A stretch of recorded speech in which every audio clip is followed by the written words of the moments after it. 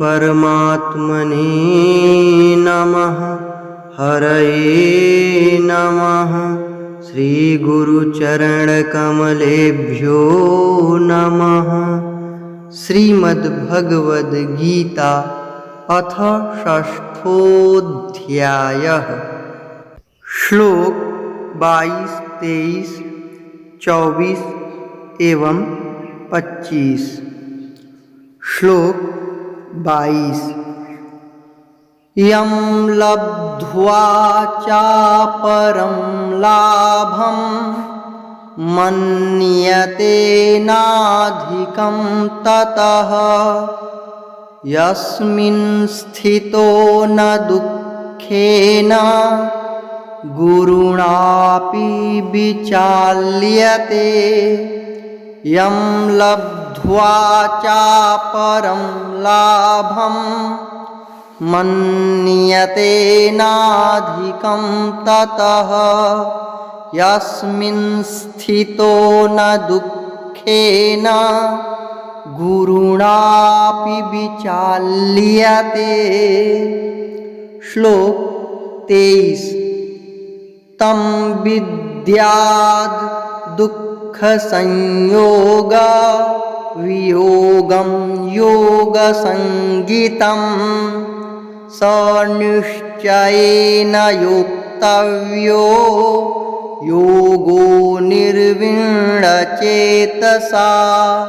तं विद्याद् दुःखसंयोग वियोगं योगसंज्ञितं स निश्चयेन योक्तव्यो योगो निर्विण्णचेतसा। श्लोक 24। संकल्पप्रभवान् कामान् त्यक्त्वा सर्वान् शेषतः मनसैवेन्द्रियग्रामं विनियम्य समन्ततः। संकल्पप्रभवान् कामान् त्यक्त्वा सर्वान् शेषतः मनसैवेन्द्रियग्रामं विनियम्य समन्ततः।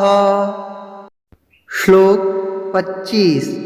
शनैः शनैरुपरमेद् बुद्ध्या धृतिगृहीतया आत्मसंस्थं मनः कृत्वा न किञ्चिदपि चिन्तयेत्। शनैः शनैरुपरमेद् बुद्ध्या धृतिगृहीतया आत्मसंस्थं मनः कृत्वा न किंचिदपि चिंतयेत्। श्लोक 22। अर्थ। परमात्मा की प्राप्ति रूप जिस लाभ को प्राप्त होकर उससे अधिक दूसरा कुछ भी लाभ नहीं मानता और परमात्म प्राप्ति रूप जिस अवस्था में स्थित योगी बड़े भारी दुख से भी चलायमान नहीं होता। श्लोक 23। अर्थ।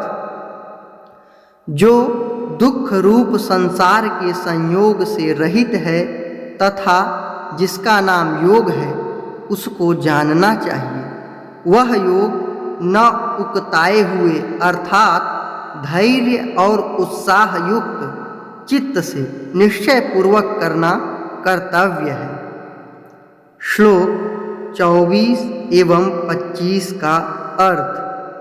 संकल्प से उत्पन्न होने वाली संपूर्ण कामनाओं को निःशेष रूप से त्याग कर और मन के द्वारा इंद्रियों के समुदाय को सभी ओर से भली भांति रोक कर क्रम क्रम से अभ्यास करता हुआ उपरति को प्राप्त हो तथा धैर्य युक्त बुद्धि के द्वारा मन को परमात्मा में स्थित करके परमात्मा के सिवा और कुछ भी चिंतन न करे।